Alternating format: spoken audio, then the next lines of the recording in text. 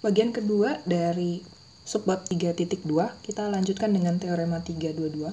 322 ini teoremanya berbicara tentang prinsip dari superposition. Nah, tadi kita udah bahas sebelumnya kalau ada satu operator L yang memberikan fungsi sebagai turunan kedua dari Y ditambah PT dikali turunan pertama dari Y ditambah kita dikali Y, dan ini sama dengan 0. Oke. Maka ada solusi dari persamaan ini tadi yang dituliskan sebagai C1 Y1 tambah Y2 C2 untuk setiap konstanta C1 dan C2. Oke. Dalam hal ini ya, kita punya 2 Y sebagai solusinya. Ada Y1 dan ada Y2. Oke.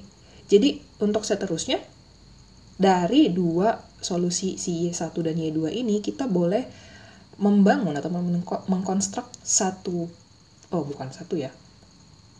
banyak gitu. Ada infinite, ada tak hingga solusi banyaknya yang selalu bentuknya itu adalah seperti ini. Y sama dengan C1 Y1 ditambah C2 Y2.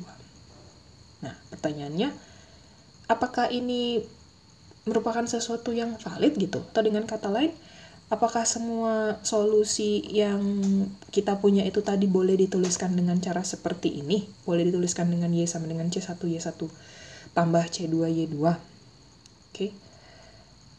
Atau apakah mungkin beberapa solusi tidak harus dituliskan dengan cara seperti ini? Jadi untuk menjawab pertanyaan sedemikian, kita gunakan yang namanya determinan Wronskian. Determinan Wronskian. Bagaimana bentuknya determinan Wronskian ini? Dimisalkan ya, tadi kita punya ini operator L. Oke. Terus kita punya solusi Y sama dengan C1 Y1 tambah C2 Y2.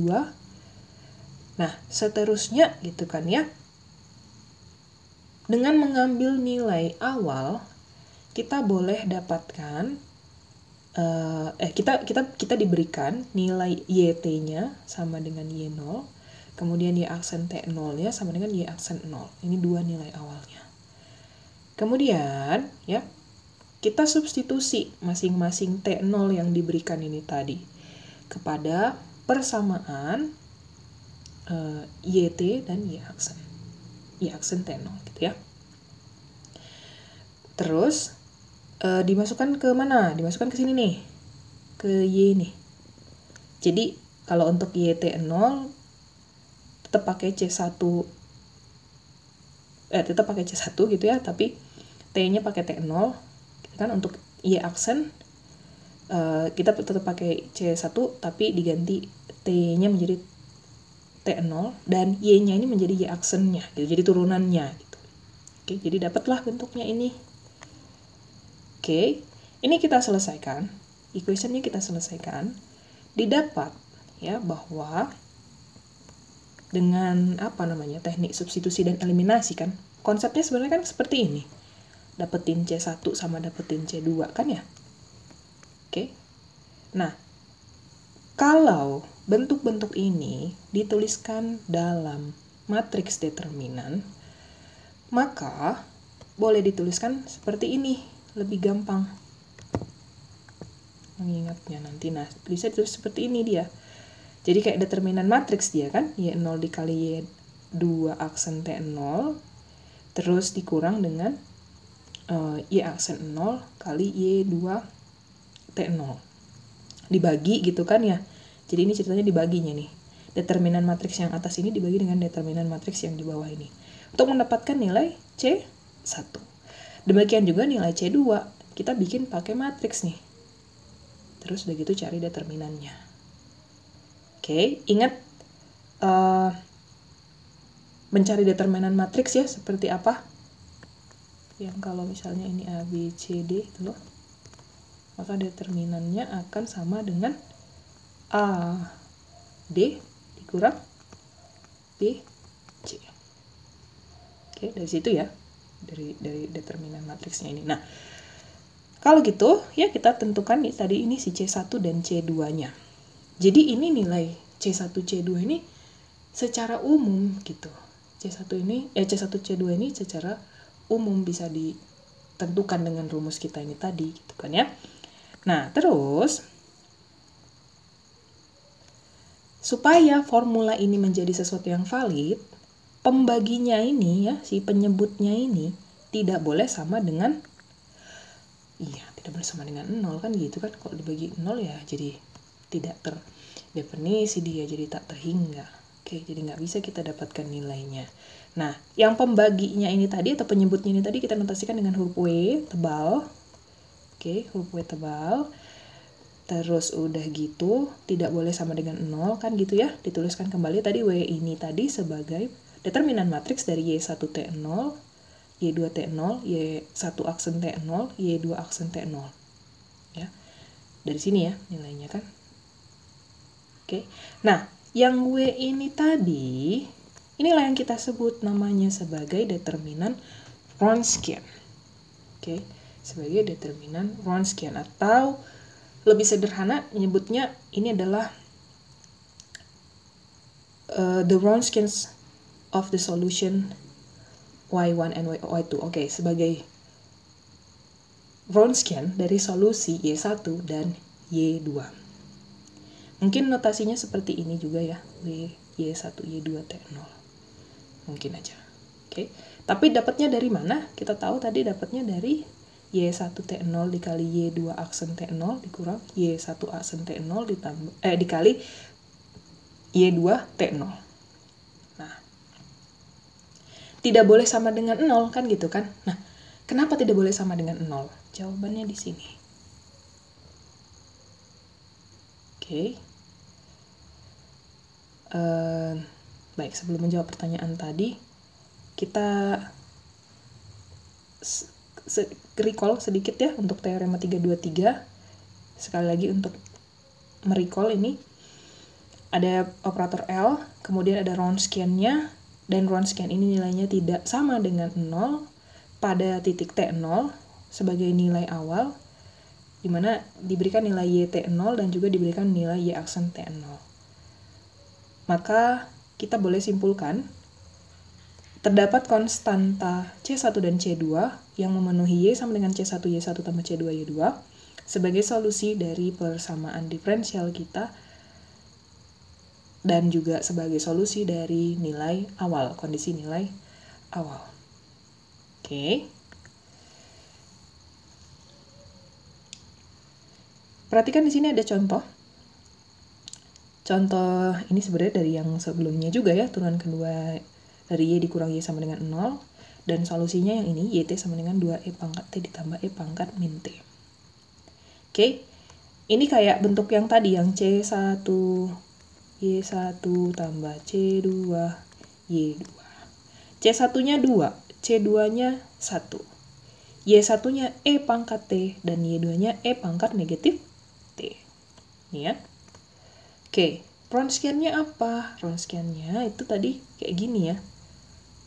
Biar nggak lupa, tulis aja dia Y1, Y2, terus di bawahnya turunan dari Y1, turunan dari Y2. Cari determinannya. Oke, jadi seperti ini. Ternyata ini merupakan negatif E pangkat T kali E pangkat negatif T dikurang E pangkat T dikali dengan E pangkat negatif T. Ini kalau misalnya dikali jadi E pangkat 0 ya. E pangkat 0 sama dengan 1, ada tanda negatif berarti min 1. Gitu. Ini juga sama ya, min 1, min 1. Sama dengan min 2. Atau kalau mau pakai cara ini juga bisa ya, jadi ini sama dengan negatif 2 dari E pangkat T, E pangkat min T. Negatif 2 dikali E pangkat 0, sama dengan min 2. Sama aja, ya. Nah, terlihat di sana bahwa Wronskian-nya tidak sama dengan 0. Wronskian-nya itu adalah min 2. Kesimpulannya apa? Berarti ada solusi Y sama dengan Y1, C1 tambah Y2, C2 yang memenuhi. Oke. Atau bisa dibilang ada kombinasi linear dari Y1 dan Y2. yang memenuhi solusi kita sebagai Y sama dengan Y1 C1 ditambah C2 Y2. Oke, next. Teorema 324 ya berkata bahwa ini untuk yang fundamental solutions-nya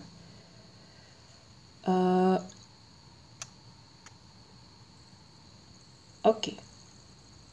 Fundamental solutions-nya itu gini. Ini saya daripada ngulang-ngulang lagi apa yang disebutkan, sebenarnya sama aja ya. Jadi ada operator L, terus kamu punya solusi C1Y1 tambah C2Y2. Oke. Dan ekspresi Y sama dengan C1Y1 tambah C2Y2 ini disebut sebagai solusi umum. Dan dalam hal ini, oke, yang mana fundamental solution-nya? Yaitu yang ini. Y1 dan si Y2. Oke, Y1 dan Y2 itu yang menjadi fundamental solutions dari suatu persamaan diferensial. Kita lihat contoh 5. Oke, contoh 5 sebenarnya masih ngambil contoh yang tadi, dan Wronskian-nya kita lihat dia tuh sama dengan min 2 tadi kan ya. Min 2 tidak sama dengan 0.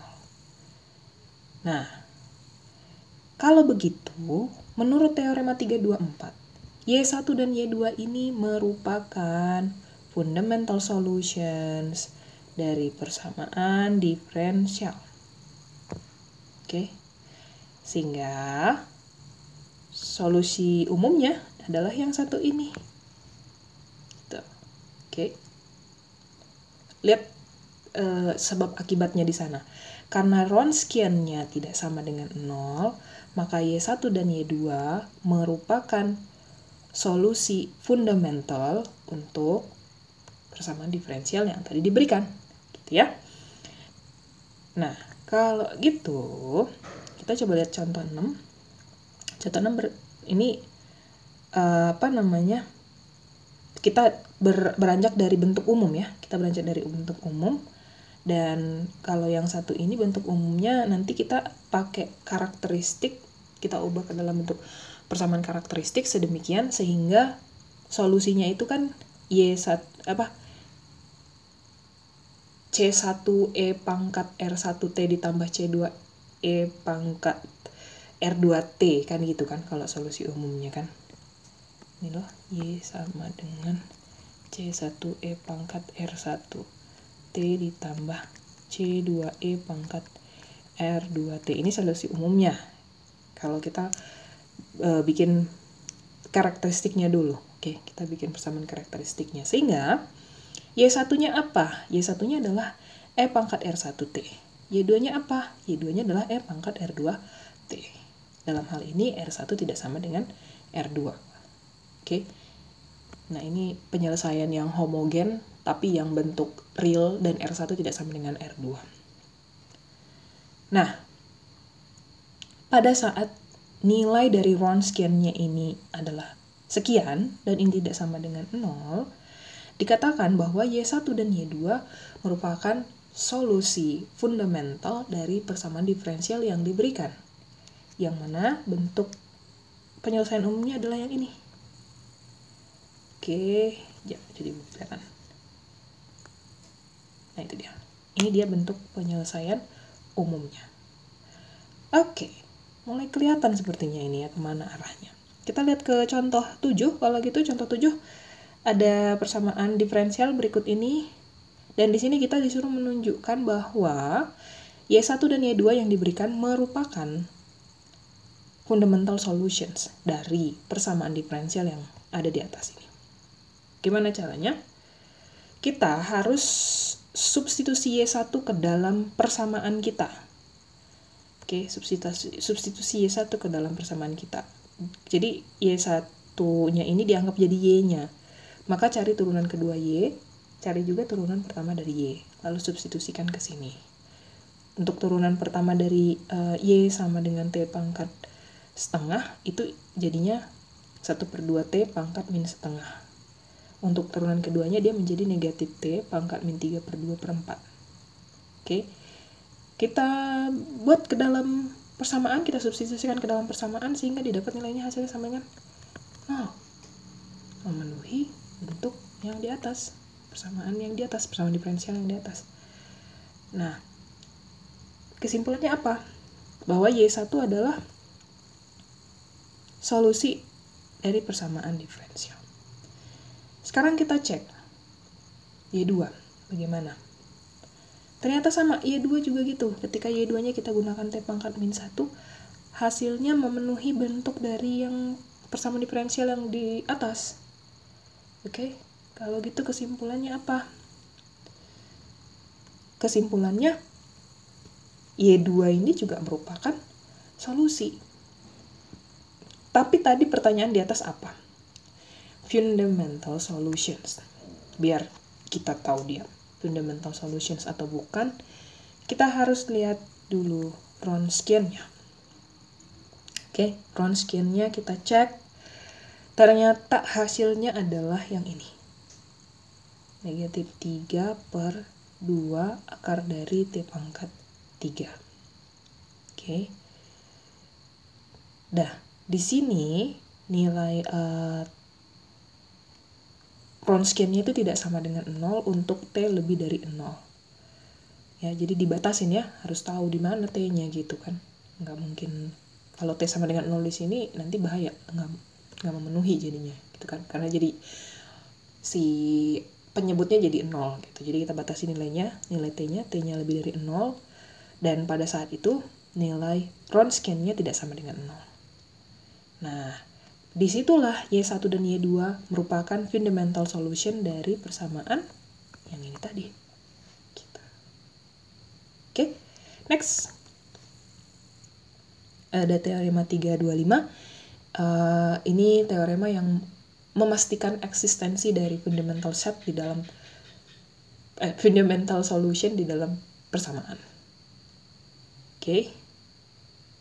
Yang berkata bahwa gini, kalau ada operator L, terus udah gitu ada T0 sebagai titik di dalam satu interval, dan Y1 dan Y2-nya merupakan solusi, di mana Y1 memenuhi hubungan seperti ini, terus udah gitu Y2-nya memenuhi hubungan seperti ini, gitu ya, bahwa Y1 T0-nya sama dengan 1, terus Y aksen 1 T0-nya sama dengan 0, dan untuk Y2 T0-nya sama dengan 0, dan Y2 aksen T0-nya sama dengan 1, kesimpulannya langsung kita bisa katakan bahwa Y1 dan Y2 merupakan solusi fundamental dari persamaan diferensial tersebut. Ya. Oke. Teorema ini ada contohnya juga di contoh 7, kita lihat bahwa dalam hal ini sebelumnya tadi kita udah tunjukin ya, Y1 dan Y2-nya kan ini ya, Y1-nya sama dengan E pangkat T, terus udah gitu Y2-nya itu sama dengan E pangkat negatif T. Nah, tapi kalau misalnya initial condition-nya hanya ini, T0 sama dengan 0, ini nggak memenuhi jadinya. Nggak memenuhi jadinya. Nah, sekarang kita susun initial condition yang baru. Yang memenuhi di teorema 325. Katanya tadi kan harus ada suatu Y yang sama dengan 1, kemudian suatu Y aksen yang sama dengan 0, kemudian suatu Y yang sama dengan 0, dan suatu Y aksen yang sama dengan 1. Nah, di sini kita susun Y yang barunya gitu ya, jadi ada Y3 dan Y4. Di mana Y3 0-nya sama dengan 1, kemudian Y3 aksennya sama dengan 0, Y3 aksen 0-nya sama dengan 0, next kita punya Y4 0-nya sama dengan 0, dan Y4 aksen 0-nya juga sama dengan 1. Oke, ini supaya memenuhi teorema 3.25. Kita periksa kalau gitu. Nah, untuk nilai Y3 gitu ya, untuk nilai Y3, kemudian kita balikkan ke kondisi awal, ke persamaan diferensial. Ternyata dia jadi seperti ini. Y3T-nya adalah 1/2 E pangkat T ditambah 1/2 E pangkat negatif T. Oke. 1/2 E pangkat T ditambah 1/2 E pangkat negatif T. Ini sebenarnya sama dengan rumus kosinus hiperbolik. Oke, kita keep dulu di sana. Terus udah gitu untuk yang Y4-nya. Y4 ini adalah 1/2 E pangkat T dikurang 1/2 E pangkat negatif T. Yang sebenarnya itu sama dengan rumus sinus hiperbolik. Oke. Nah, tentukan Wronskiannya. Wronskiannya menjadi seperti ini. Oke. Sebenarnya sama ya. Ini maksudnya sebenarnya Y3 dan Y4 ya. Cuman kita tetap keep bentuk Y1 dan Y2 di sini. Tapi sebetulnya yang dimasukin itu dari sini loh. Dari Y3 dan Y4 ininya. Oke. Masukkan nilainya. Jadi ada cos hiperbolik T, sin hiperbolik T, sin hiperbolik T, dan cos hiperbolik T. Yang kalau dicari determinannya, itu sama dengan 1. 1 tidak sama dengan 0. Kalau gitu, Y3 dan Y4 tadi memberikan fundamental solution.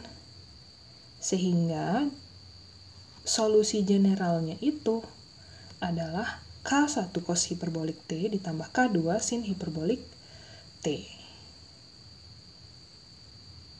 Gitu ya. Oke. Next. Oke.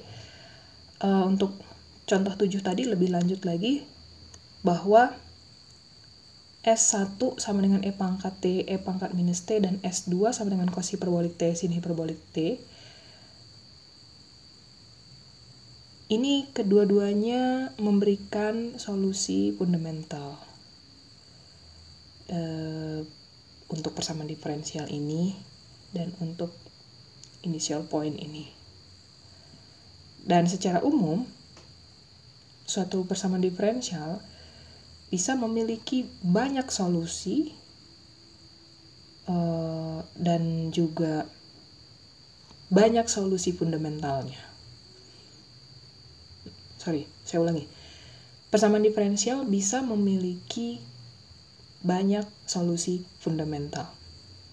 Oke, tapi seringkali kita itu memilih yang paling convenient untuk kita pakai gitu, atau yang paling bermanfaat yang kita pakai. Nah, next, kalau gitu ini sebagai summary-nya ya. Oke. Dan sepertinya itu aja untuk 3.2 yang bagian kedua. Kalau ada yang kurang dipahami boleh ditanyakan pada saya. Atas perhatiannya saya ucapkan terima kasih.